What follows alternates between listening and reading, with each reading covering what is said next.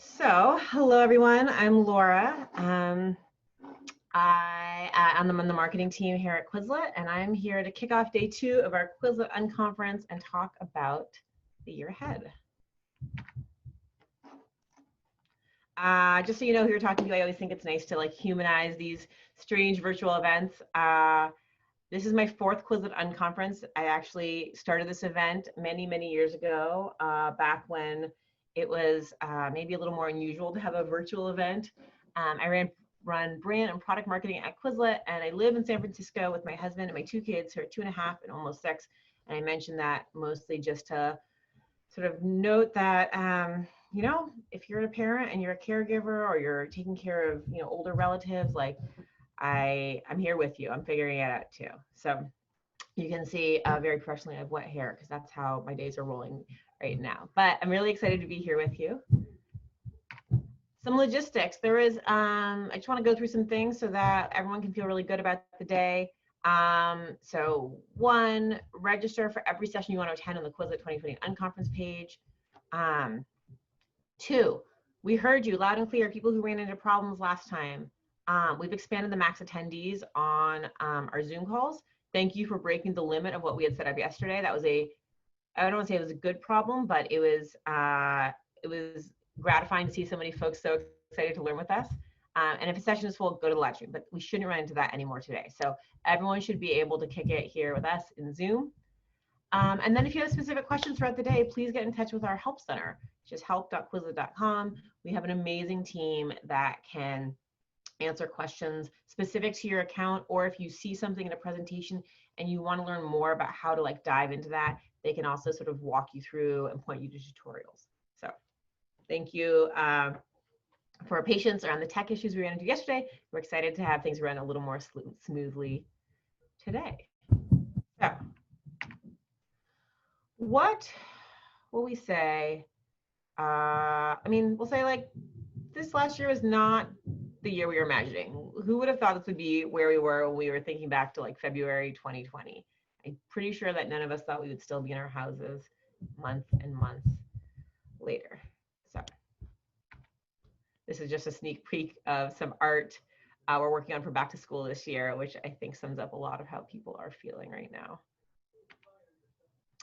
So as a company, we know that one of the ways we can be most impactful for teachers is to get to know them and the problems they face, and then think through how we can solve them. So we surveyed more than 5,000 teachers in the US to understand what teaching is like right now. We wanted to understand the biggest challenges teachers are facing, and we want to think through ways we could help. So before I go into what the survey said, if you were going to describe your last year of teaching in one word, what would it be? Can you put it in the chat room? Let me see if I can see it pop up in Zoom and we can read out some of them. Okay, where is the chat? Okay, here we go. Perfect. All right. Innovative, uncertain, frustrating, tough, unique, stressful, crazy, overwhelming, chaos, non-existent, I'm new. Welcome, Lisa. Hectic, challenging, apathy, crazy, chaotic, etc. So I'm gonna go back to see if I can do this again. Okay. Now, if you were trying to teach while also taking care of your own kids at home, let me know how that went by dropping a word in the chat box. Let's see. So for those of you, frustrating, failure, frustrating, lol, overwhelming, crazy, crazy, mess, frustrating, overwhelming. Yeah. New, oh, someone had a baby in October and then was dealing with this. Unrealistic, stressful. Yeah. So we hear you.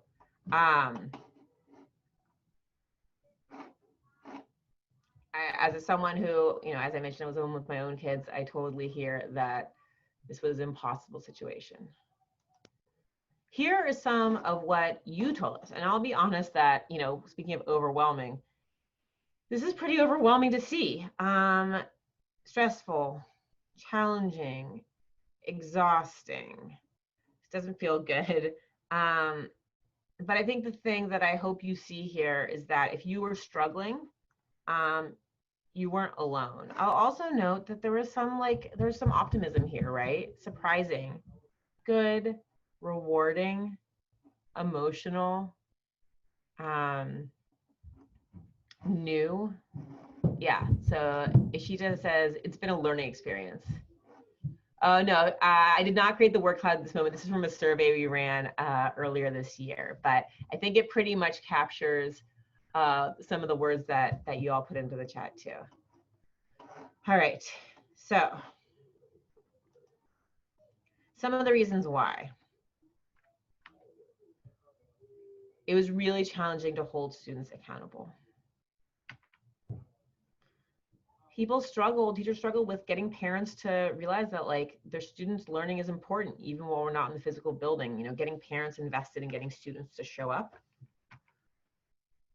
Real-time communication with an entire class while they work. You know, we saw some teachers were holding synchronous classes and getting everybody at the same time. Other teachers were recording lessons and putting them on Google Classroom or Microsoft Teams or another service, but figuring out how to facilitate that communication was also a challenge. Keeping students engaged, we heard this over and over again, that getting students just to care was a big challenge.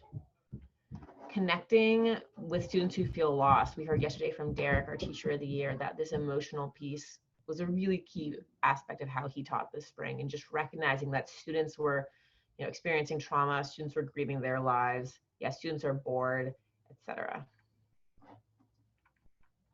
Oops. Supporting struggling students. This is also a challenge, right? You don't have the ability to go sit at a desk and walk and talk to a student and have them work with them one-on-one in the way you used to.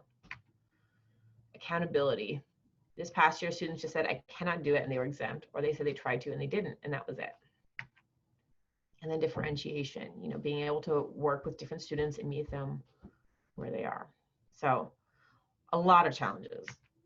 And it's not surprising that it was a challenge.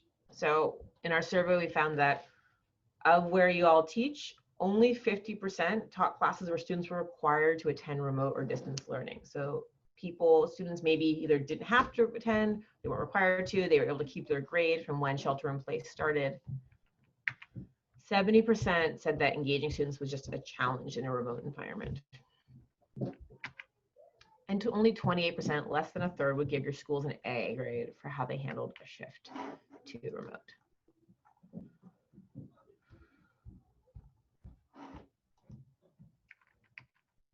But at the same time, as hard as it's been on you and the work you do, your role is more important than ever. Just a quick snapshot of some headlines and sound bites we've seen. So, you know, for my family, remote learning has been a failure of pandemic proportions. Through it all, classrooms and teachers have proven irreplaceable. And I see this over and over again, that parents were like, we're gonna homeschool, we can do this. And 2 or 3 weeks in, they were like, we cannot do this. Teaching is the hardest job in the entire world.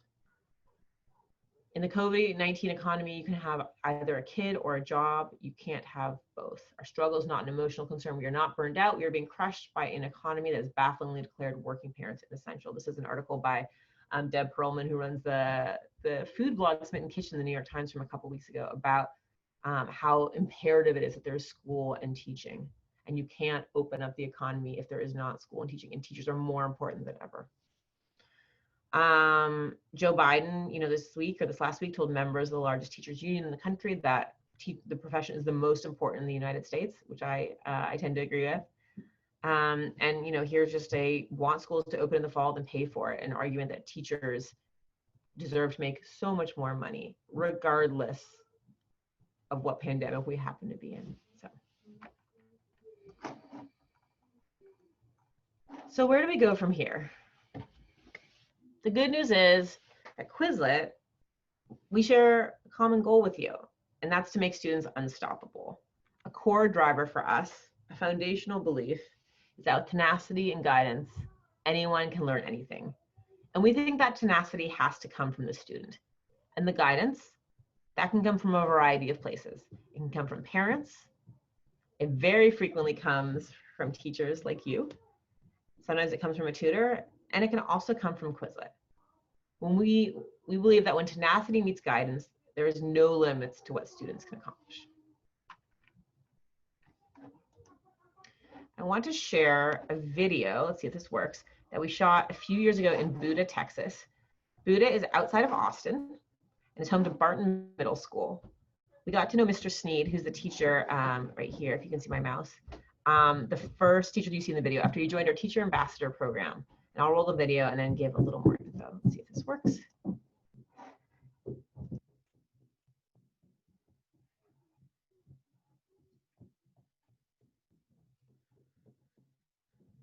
Hey, Laura, there isn't sound playing.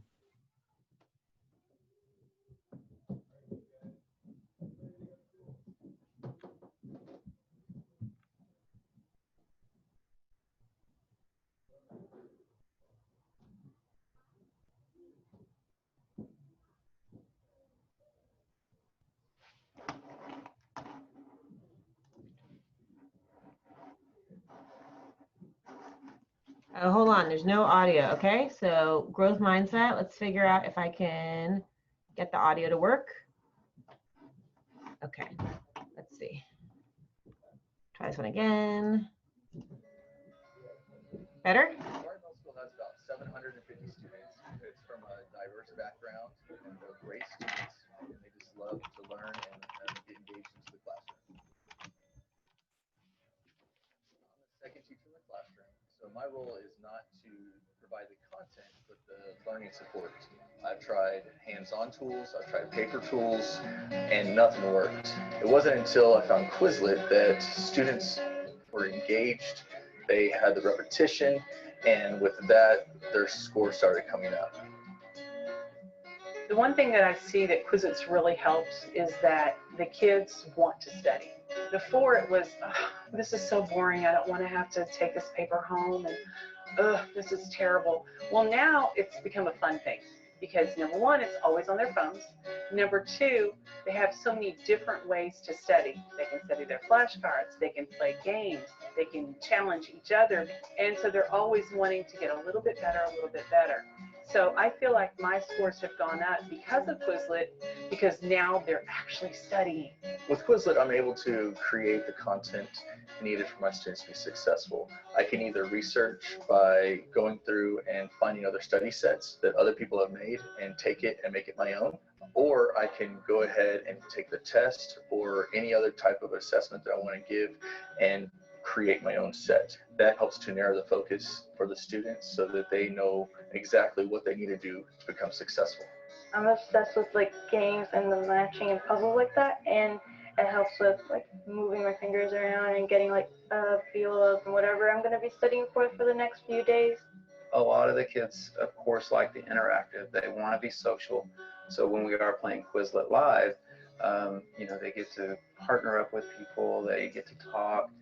The noise level tends to get up, and they're not going to get in trouble for it. And so that's a cool thing. I really like Quizlet Live because, once we win, we get a paw and we can place it up the wall and everyone knows that you've won. If there's a competition, I always try to win. I do my best. This year, parents have been very happy with Quizlet. I've received many emails and phone calls from parents telling me how they love using Quizlet with their child. It gets them involved. It's an easy way to get them involved. But what it's really done is shown them the value of studying. Now that they see, oh, wow, I wasn't studying and I was making maybe an 80, 85 on the test, and now I'm studying and I'm making an A consistently. My students just are in love with Quizlet. They ask to play it all the time. My kids are always begging at the end of a unit, please let us do Quizlet Live, please let us do Quizlet Live. It's just been such a valuable part of our teaching that I just can't imagine going forward without it.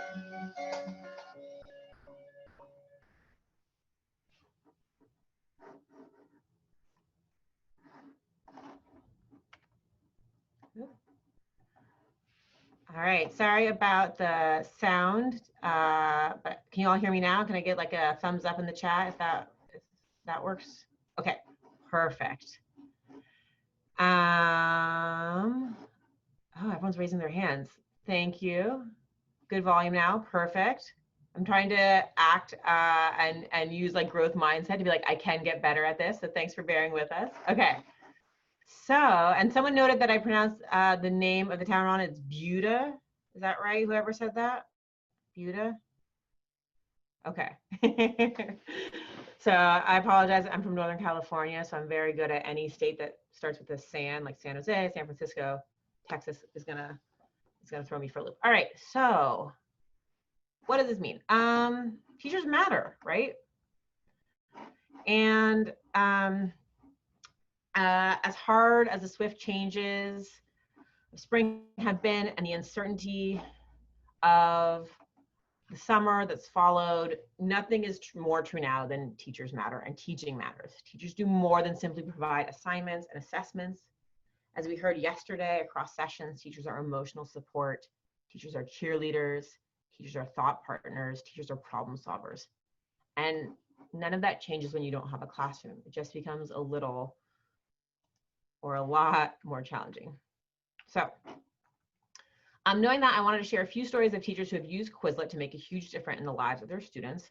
These teachers weren't amazing because they used Quizlet. They were actually already amazing, and Quizlet is proud to be part of their toolkit that they use. So we just watched this video with Mr. Sneed, and I'm going to give a little more context about how we got to know him. So we got to know Mr. Sneed because he started telling us a story about how he had 2 special education students, and they were struggling in his 6th grade social studies class. They were nonverbal, and they had many learning difficulties. And Mr. Sneed tried everything. He tried all the worksheets, he tried interventions, he tried ed tech tools, etc., and they still couldn't pass their assessments. And then someone told him about Quizlet, and after a few weeks of using Quizlet, he noticed that these 2 students had started to achieve meaningful improvements on their assessments. Their scores began to improve, rising from failing, 20 to 50s to 70s, and they finished the year achieving 80% on their tests. Mr. Sneed continued to work with these students in 7th and 8th grade, and they continued to use Quizlet, and as a result, they ended up passing their district and state assessments.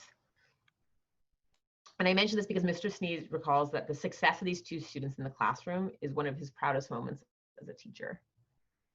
And after seeing how Quizlet worked with these students, he began implementing Quizlet in his classrooms on a weekly basis. You saw this in the video. And remarkably, the school found that students who use Quizlet regularly saw their scores about 20 to 30% higher than those students in the rest of the district who weren't using Quizlet to study. And I know we're not in teaching for the glory, but Mr. Sneed was also named Teacher of the Year in his district, thanks in part to the way that he had found innovative ways to raise his students' scores on their state level assessments.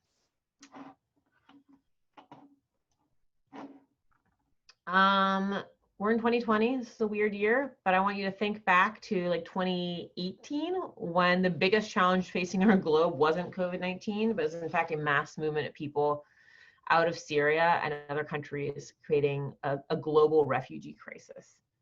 And many of these refugees ended up in Austria. Marla Schedler is a math, physics, chemistry, and computing teacher who's worked at General Secondary School in Feldkirch, which is in Western Austria since 2010. To help out the growing refugee population in Austria, Marlis has been teaching German as a second language courses at night and using Quizlet to help her adult students learn a new language.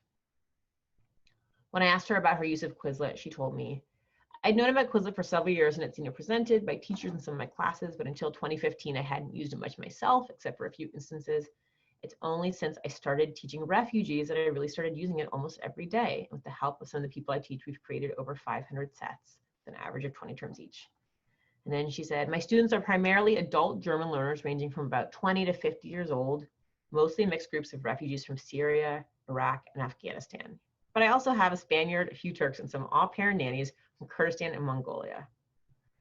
So I thought that was an incredible story of just outside of a typical classroom, which I think sometimes we think a public school classroom in the US with desks and a bunch of kids learning for a state assessment, maybe similar to what was going on at Barton Springs Middle School. This is just another example of the way teachers are having an amazing impact on the lives of their students. And then for those of you who attended the Unconference last year, you may remember hearing from Julio Navarrete, who was born in Puerto Vallarta, Jalisco, Mexico. Julio and his family migrated to, I should call him, I think, Mr. Navarrete, since I said Mr. Sneed and the other one, but Mr. Navarrete and his family migrated to the United States in 1992 in search of a better life. And Julio was committed to becoming a teacher. He got his bachelor's from San Jose State and then his master's of arts in education, et cetera. And, you know, along the way, he faced a number of setbacks from being undocumented and not having access to the same sort of resources and programs that other students and educators did. But he was really committed to becoming a teacher since he comes from a family of teachers. And last year, you know, just to give a sense of Julio's impact, Mr. Navarrette's impact in his school, he taught nearly 200 students across 6 periods, all without a prep, in addition to chairing the language arts department, acting as an advisor to the Science and Ecology Club, and serving as a staff representative on the PTA. And I'll note he also uses Quizlet, but that's only a small part of his story. And I think it's just incredible that he came to the US as an undocumented child and then was named Teacher of the Year at American High School. So with that, some asks for today. 1, take a minute to remember how important you are to your students and your community. You play such a big difference and such an important role in the lives of your students. 2, remember that whatever happens this fall, you got into teaching for a reason, and that reason hopefully still exists. And 3, to lean on and learn from each other. There's so much great content being shared both yesterday and today. It's you know, the live sessions today, but also they'll be posted on YouTube. This is a journey, and you know, nobody knew what 2020 would bring, but we're here now, and we're going to get through it, but we're going to get through it together. So my hope is that you can lean on and learn from each other. And then just to make a little bit more, give you a little more information about what's coming up. Directly after this, in about 4 minutes, the Ron Clark Academy is going to give a presentation. This is such an important session to attend. In addition to being in the middle of a global pandemic, we also are at a really important moment in just sort of America and American history and America's sort of movement towards creating a more just and equitable society. And we're going to hear from Ron Clark and Michael Bonner about how they do this at Ron Clark and give you an actionable toolkit that you can use in teaching your own students. And then, total context switch, we're going to talk about learning science and what research and sort of cognitive science tells us about how people learn and how Quizlet is using that information to make better learning tools. After that, another super actionable session, which is tools for the remote classroom. Quizlet is one great tool, but there are many you can use. And Susie Gomez from Fedi Middle School is going to talk about all the different tools that she's found work for her and her students, including things like Google Sites, Canva, etc. And then we'll move into a roundtable discussion with Kim Bearden from the Ron Clark Academy, Wendy Thomas from the Refugee Family Literacy Program in Atlanta, Georgia, and Darius White, who is a English teacher and design thinking fellow at St. Ignatius College Prep. So with that, I have time maybe for a question or two, or we can just like chill for a minute and take a deep breath and get ready for the next session. Chad? Thank you so much for that, Laura. And then to follow up on what you just shared with the agenda, I put the agenda link in the chat box. For those of you that missed it, you can find it on the Quizlet blog, and it has links for all of the sessions. I just dropped it back in the chat box if you want to click that and save that in your browser. And then the next session is at 8:30 PDT. So we have 2 minutes, so Laura, I will go through the Q&A tools, and let's see if there is a question to top off this presentation. Maybe we could just do some logistical questions, because I know I saw this one come up. All of the videos for all the sessions are going to be posted on Quizlet's YouTube, I would say early next week. Does that sound right, Chad? Yeah. Okay. And we'll also be sure to share out the actual PowerPoints that people used, and either through that or through email, whatever is the best sort of channel for that. So. And then I'm going to drop a link to the Quizlet's YouTube channel in the chat box as well, so that it's easy accessible and you can bookmark that. Great. All right. Well, I'm thank you so much, gonna Laura. say goodbye. Thank you so much for spending your day with us.